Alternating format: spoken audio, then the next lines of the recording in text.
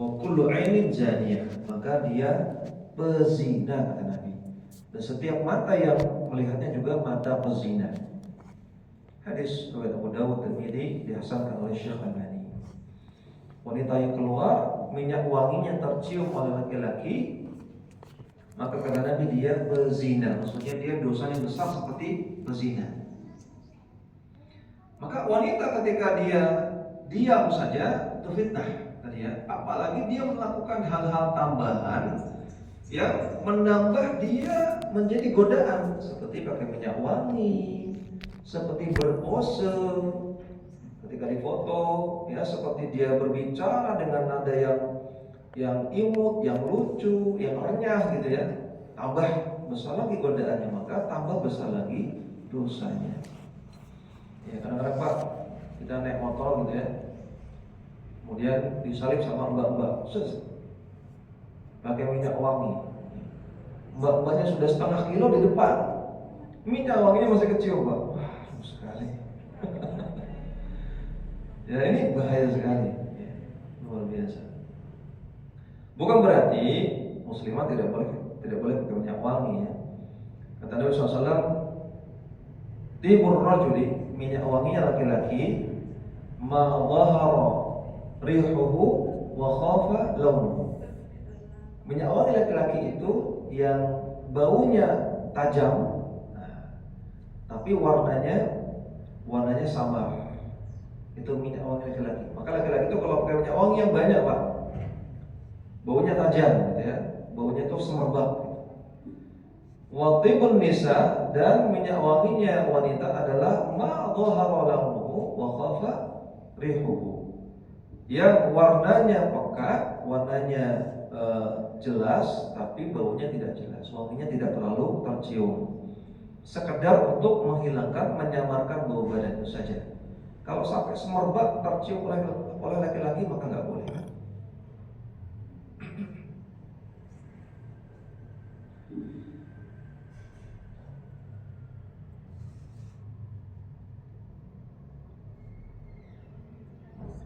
Nah ini beberapa foto yang tidak diperbolehkan.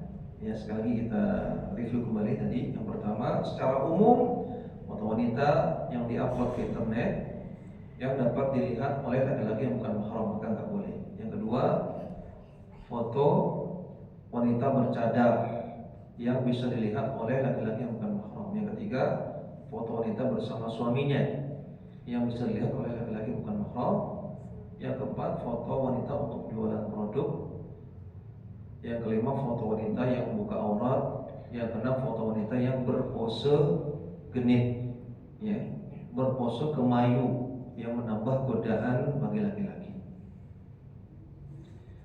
Nah sekarang kita masuk ke pembahasan foto wanita yang boleh. Kita bahas secara ringkas saja.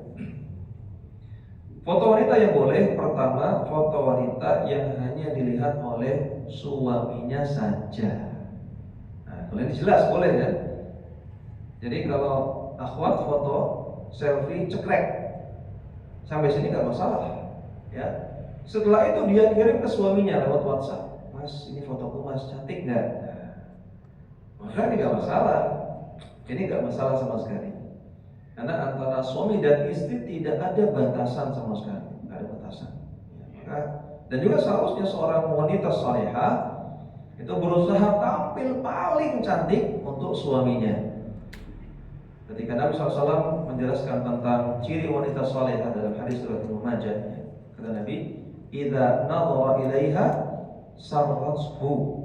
Wanita salehah adalah kalau dipandang oleh suaminya maka menyenangkan hati suaminya, enak dipandang. Maka berusaha di luaran wanita itu casual itu biasa aja. Nah, tapi di rumah maksimal gitu ya. Pakai skincare, pakai minyak wangi, pakai apa, baju yang bagus, yang cantik di rumah. Jangan terbalik. Ya, keluar rumah maksimal. Ya, pakai lip pennya, pakai bedaknya, pakai sunscreennya, pakai apa semua dipakai. Pakai minyak wangi cantik, gelangnya kanan kiri, cincinnya 5 jari, macam-macamnya. Di rumah biasa saja, atau bahkan di rumah malah kusut kumel, nggak mandi 3 hari gitu ya. Nah, ini nggak benar ya, itu bukan wanita solehah.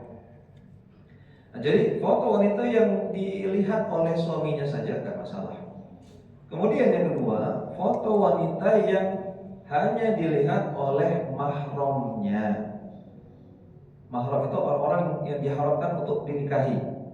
Dilihat oleh bapaknya, dilihat oleh kakak laki-lakinya, adik laki-lakinya, oleh pamannya, ya, atau oleh mahram-mahram perempuannya, oleh ibunya, bibinya, adik perempuannya, oleh anak-anaknya, maka ini nggak masalah. Makanya kalau ummahat, akhwat, dia ada foto, hanya dia share di grup keluarga inti. Grup keluarga inti yang di sana hanya ada mahram saja. Ya, ada bapak, ada adik kakak kandung, ada paman, ada anak-anak gitu ya, ada simbah, maka itu tidak masalah, silakan, tidak masalah. Tentunya ada batasan-batasan aurat ya di depan mahram. Bukan berarti sebebas-bebasnya, ada batasan aurat. Memang ada khilaf ulama tentang batasan aurat wanita di depan mahram ya. Namun pendapat yang rajih, batasan aurat wanita di depan mahram adalah semua ditutup kecuali leher ke atas. Leher ke atas boleh terbuka. Kemudian lengan ke bawah. Lengan atas ke bawah sampai jari boleh kelihatan. Kemudian lutut lutut ke bawah boleh kelihatan. Ini 3 area ya. Leher ke atas boleh kelihatan depan mahram. Lengan atas ke bawah sampai jari boleh kelihatan. Kemudian lutut sampai kaki, sampai jari kaki boleh kelihatan depan mahram. Adapun dada, punggung, perut tidak boleh kelihatan di depan mahram.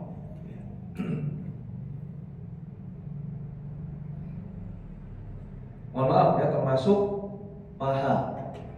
Paha itu aurat yang tidak boleh kelihatan di depan mahram. Di depan ayah nggak boleh. Di depan kakak laki-laki, adik laki-laki nggak boleh. Di depan anak, mohon maaf, yang sudah balik anaknya jangan perlihatkan paha kepada anak laki-laki. Ini aurat yang dilarang walaupun depan mahram.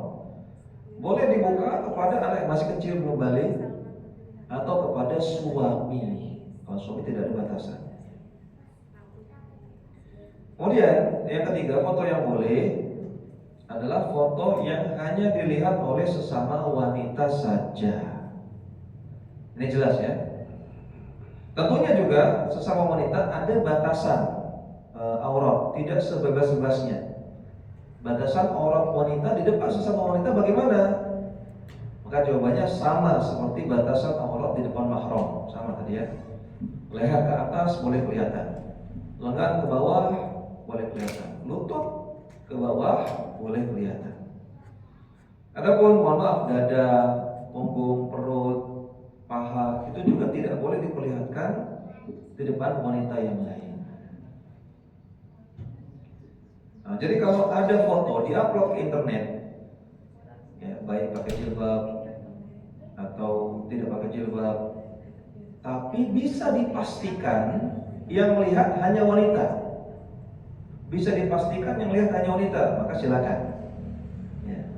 Tapi mohon maaf ya, kebetulan saya pernah belajar di ilmu komputer UGM, alhamdulillah. Makanya saya Eskom ya, sarjana komputer pak, bukan komunikasi pak. Nah, jadi ada ijazah ya? Ada ijazah asli pak. Caranya Ijazah asli pak, alhamdulillah. Maka saya kasih tahu ini pengetahuan di bidang komputer. Kalau suatu foto, suatu file sudah diupload ke internet, maka dia bisa diakses oleh siapa saja. Tinggal caranya bagaimana, kan? Jadi walaupun para ummahat mungkin punya akun Facebook misalnya, kemudian upload foto ke Facebook, kemudian temannya akhwat semua, mungkin si ummahat ini yang upload foto menyangka foto saya nggak akan kelihatan kok sama ikhwan, karena teman saya akhwat semua, maka ini anggapan yang keliru. Karena ketika foto jenengan sudah diupload ke internet, maka dia akan menghasilkan sebuah alamat file. Ada alamat filenya kan? Nah, nanti facebook.com apa fotonya Maimunah. Nah, alamat ini kalau diakses langsung gitu ya, maka akan bisa diakses, bisa dilihat oleh siapapun. Kalau dari Facebooknya mungkin nggak kelihatan, kalau akun laki-laki nggak terlihat. Tapi kalau dia tahu alamat filenya, dia bisa lihat. Nah, jadi foto kalau sudah diupload ke internet, maka sejatinya dia bisa diakses oleh siapapun di dunia. Ya. Jadi alasan bahwasanya saya temanannya cuma sama akhwat saja Pak Ustaz. Ini tidak menutup kemungkinan foto tersebut tetap bisa diakses oleh laki-laki. Ya. Apalagi dengan kecanggihan mesin pencari ya, Google ya seperti Bing dan lain-lain. Walaupun dengan di akun Facebooknya hanya membatasi laki-laki saja, tapi fotonya kalau sudah diupload ke internet bisa dicari lewat Google, bisa dicari. Ya. Fotonya Maimunah, misalnya akhwatnya namanya Maimunah gitu kan, fotonya keluar semua itu. Walaupun pertemanan di Facebook hanya perempuan semua. Maka saran saya sudah jangan mengupload foto diri sama sekali ke internet. Jangan ya. Sudah foto upload upload foto masakan saja ya. Upload fotonya nasihat-nasihat para ustadz, ya, gambar-gambar dakwah, ya, upload foto pondok, pesantren sunnah ya, supaya orang-orang tertarik dan lain-lain. Gak perlu upload foto diri sama sekali. Kemudian yang keempat, foto wanita yang boleh adalah foto wanita yang tidak jelas bentuknya. Tidak terlalu jelas lah. Bisa dengan cara di blur gambar akhwatnya di blur, ya bisa dengan cara di acak-acak sedikit gitu ya, atau difoto dari jauh, ya atau dikasih warna lain atau cara yang lain, ya atau ditutup dengan gambar lain si akhwatnya ini.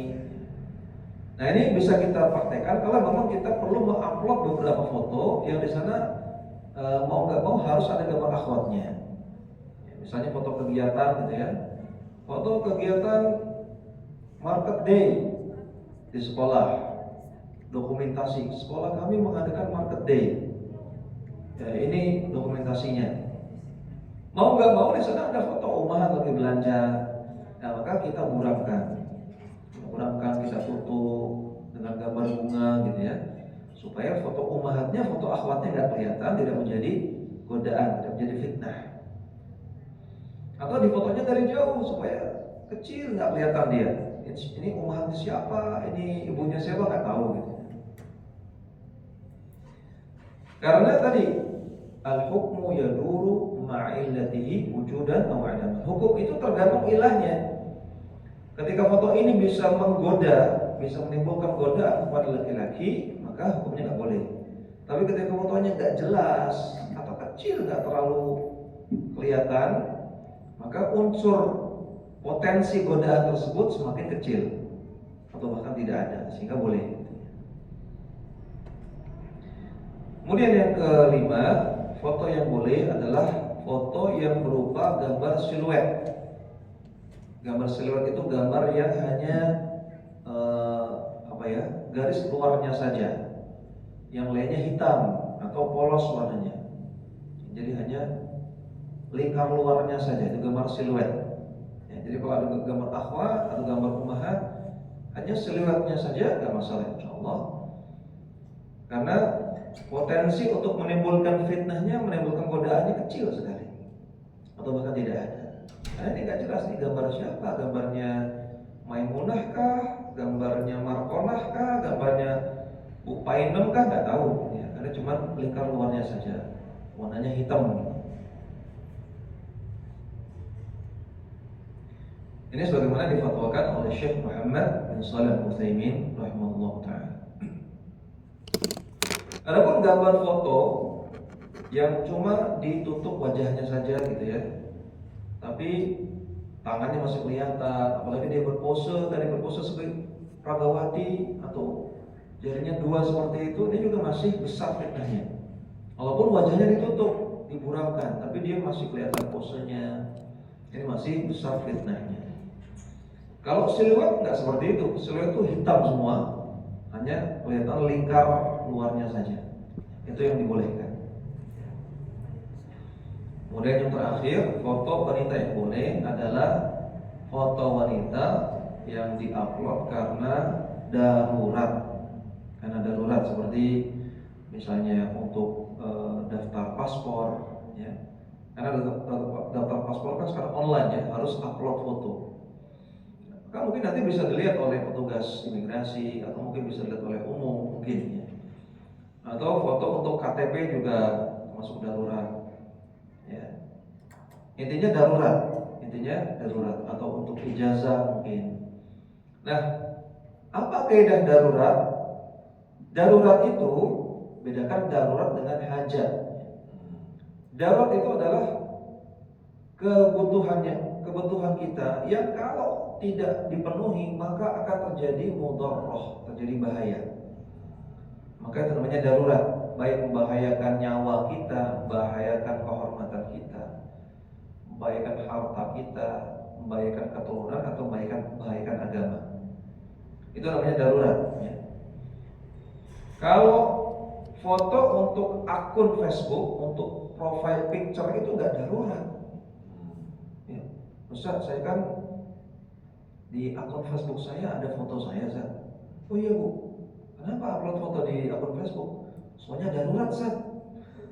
Kalau saya nggak upload foto nanti orang nggak kenal saya, itu nggak darurat. Kalau jenengan nggak upload foto di profile picture itu, apakah ada bahaya yang besar, mengancam nyawa, mengancam harta, mengancam kehormatan? Kan nggak ada. Ya. Saya dari awal saya bikin akun Facebook, profile picture saya apa? Apple. Apple. Sampai banyak orang, udah puluhan orang tanya, Ustaz, antum kok fotonya kok apel saja.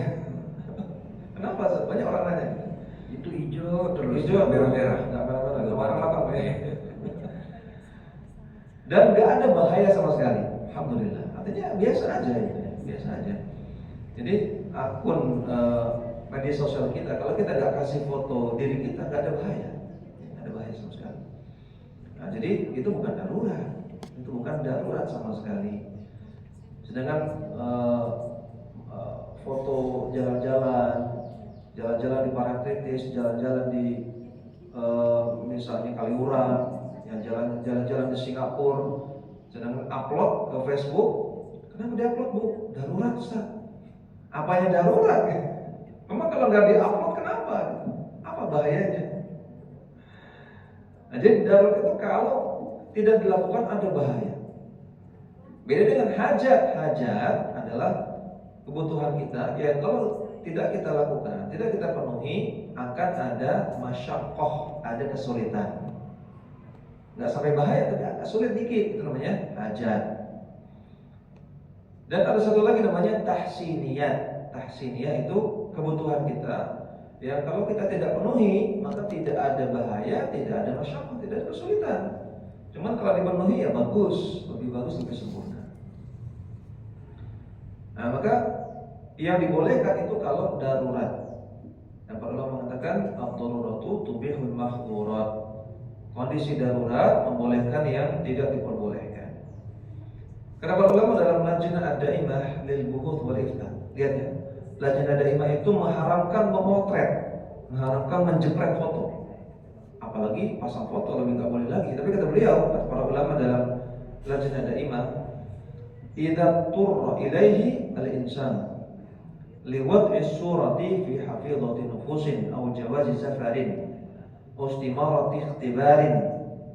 Jika ada kebutuhan yang mendesak bagi seorang wanita untuk menggunakan gambar pada kartu KTP-nya atau paspornya atau formulir tesnya, au iqamatin atau visa, au nahwi dzalika rukhisa lahu fihi, atau yang lainnya, maka diberikan pelonggaran untuknya, dibolehkan biqadri darurati, sekadar dengan kondisi daruratnya, tidak boleh berlebihan.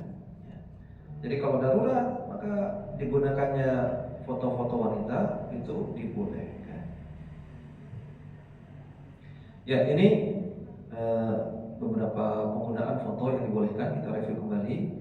Yang pertama, foto wanita yang hanya dilihat oleh suaminya, itu boleh. Yang kedua, foto wanita yang hanya dilihat oleh mahramnya saja, itu boleh. Yang ketiga, foto wanita yang hanya dilihat oleh sesama wanita dengan batasan aurat tertentu. Yang keempat, foto wanita yang tidak terlalu jelas bentuknya, tidak terlalu jelas kelihatan si wanita ini. Kemudian yang kelima, gambar siluet. Yang keenam, untuk kebutuhan yang darurat. Ini dibolehkan. Ya, nampaknya ini yang bisa kita sampaikan pada kesempatan kali ini. Mudah-mudahan bermanfaat. Kita persilakan jika ada pertanyaan.